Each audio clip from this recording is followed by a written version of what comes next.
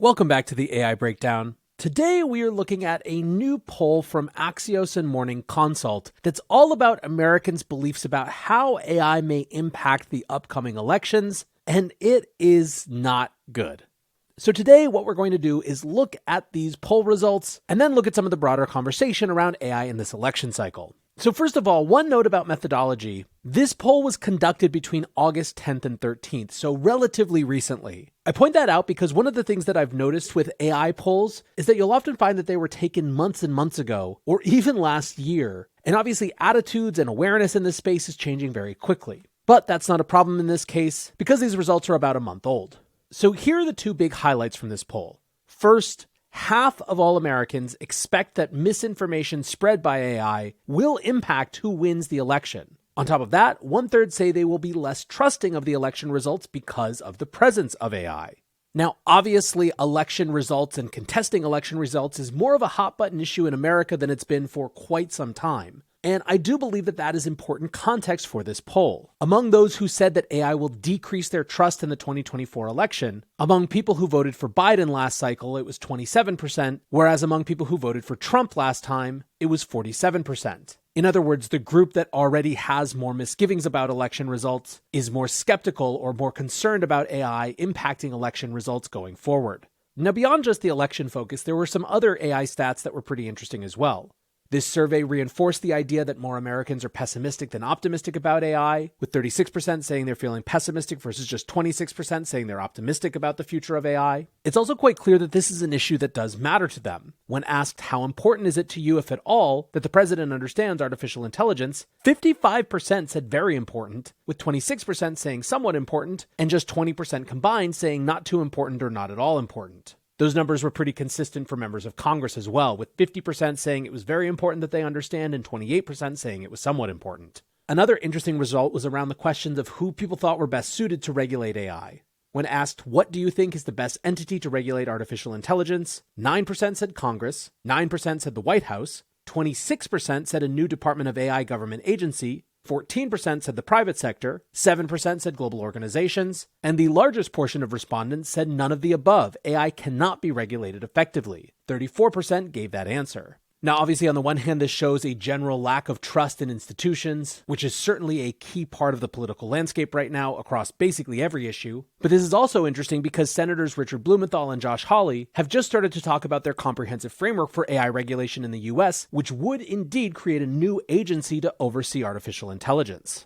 A last question I'll reference has to do with big questions of AI superintelligence and artificial general intelligence. Do you believe there is a threshold in the evolution of AI after which humans cannot take back control of the artificial intelligence they've created? 21% said yes, definitely, and 44% said yes, probably. Only 22% said no, probably not, and only 13% said no, definitely not. Now, among those who said yes, which was 65% of respondents, when asked how soon, the most popular answer was in the next 5 years with 42% of respondents. 37% said in the next 25 years, 12% said in the next year, with 8% saying in the next 100 years and 2% saying more than 100 years. Another way to put the combined responses of those two questions is that a majority of Americans think there is an AI threshold after which we will no longer be able to control it, and a majority of those people think that threshold will hit within the next 5 years, which of course probably goes a long way to explaining why 55% of respondents also want the president to have a good handle on this AI situation. Now, there has been a lot of discourse about AI and misinformation in the elections.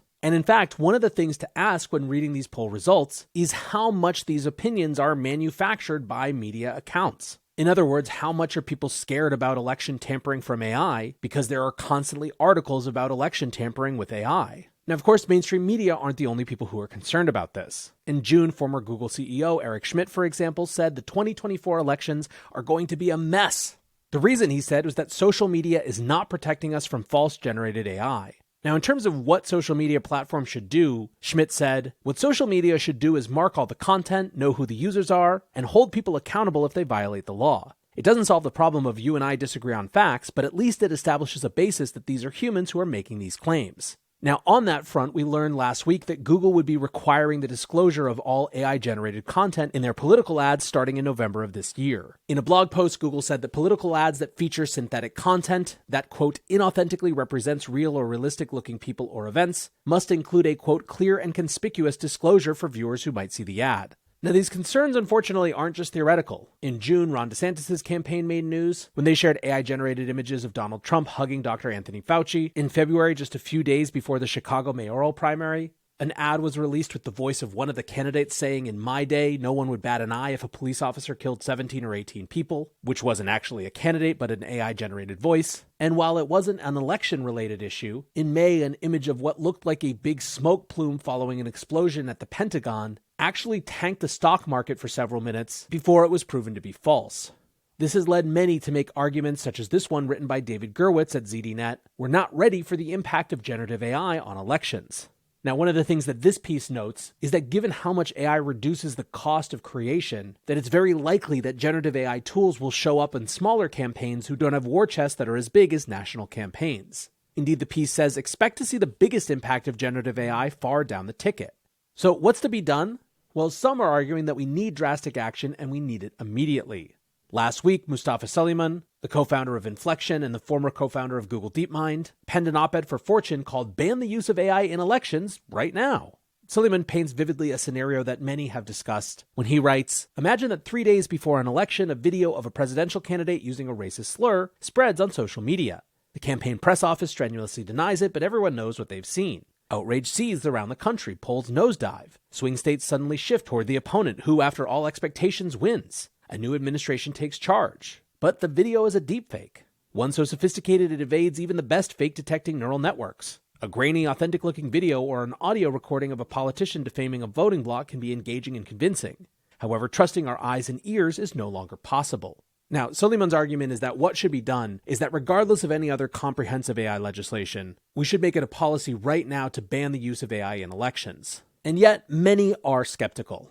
Accelerate Harder quote-tweeted Suleyman and said, "The belief that banning AI-based speech in elections will somehow stop deepfakes from popping up would be adorably naive if the person arguing for it wasn't also positioning himself to massively profit from AI regulatory capture. The actual answer to this threat is to continue not to restrict free speech and be patient while the electorate adapts to a changing information environment. It might be bumpy for a little bit, but the last 2 elections were also bumpy and we survived." Now, I wanted to use this quote, one, because a lot of the commentary right now is coming from Mustafa Suleyman, and a lot of the skepticism of his content comes from this idea that he's setting up Inflection for regulatory capture. Or maybe more broadly, that he's part of a cohort of entrepreneurs, which includes people like Sam Altman from OpenAI, who are effectively trying to pull the ladder up after themselves, given that they have an early lead, better access to compute, more advanced models, and so don't mind so much if regulation makes it harder for others to compete with them. That's obviously not the subject of today's video, but it's almost like lurking subtext in every conversation we have, and makes it much harder to have a good faith conversation because people's assumptions are that anyone from those big companies is just promoting a regulatory capture agenda. But the second part of Accelerate Harder's response that I want to hone in on is this idea that the right answer is to trust the electorate to adapt. At the end of August, The Economist actually made a similar point. They published an essay called "How Worried Should You Be About AI Disrupting Elections?" The short answer, quote, "It matters less than you might think." They write, "What could LLMs change in 2024? One thing is the quantity of disinformation. If the volume of nonsense were multiplied by 1,000 or 100,000, it might persuade people to vote differently. A second concerns quality. Hyper-realistic deepfakes could sway voters before false audio, photos, or videos could be debunked. A third is micro-targeting. With AI, voters may be inundated with highly personalized propaganda at scale. Networks of propaganda bots could be made harder to detect than existing disinformation efforts are. Voters' trust in their fellow citizens, which in America has been declining for decades, may well suffer as people begin to doubt everything." And yet, they write, "This is worrying, but there are reasons to believe AI is not about to wreck humanity's 2,500-year-old experiment with democracy. Many people think that others are more gullible than they themselves are. In fact, voters are hard to persuade, especially on salient political issues such as whom they want to be president. Ask yourself what deepfake would change your choice between Joe Biden and Mr. Trump. The multi-billion-dollar campaign industry in America that uses humans to persuade voters can generate only minute changes in their behavior. Now, the other reasons they say to be not as concerned are that deepfakes still aren't perfect and that social media platforms are focused on the risks. But I think that the most likely outcome is what they alluded to before, that people are going to adapt much more quickly than we think to the presence of this sort of AI and just be inherently much more skeptical of everything that they see. Now, it should be noted that this does not mean that there won't be issues. In fact, we don't really know what it's like to operate in a context where people simply don't believe anything that they see. The fact that the presence of AI forces people to be more skeptical could create ripple effects that are damaging to democracy in their own right. But I am much, much more skeptical of the type of scenario laid out by Mustafa Suleyman and many others like him, where some major crazy deepfake that comes out at the last minute in an election somehow significantly sways it. I just think that especially within, call it 24, 72, 96 hours of the election, everyone is going to be so keyed up and so tuned up looking for anything that even has a whiff of generative AI in it that it's going to be really, really hard for something like that to actually meaningfully impact things. But who knows? The one thing that is for sure is that this will be a part of this cycle and every cycle going forward. And given that, there's really nothing else to do but dive in and understand it's coming. Thanks for hanging out with the AI Breakdown, and until next time, peace.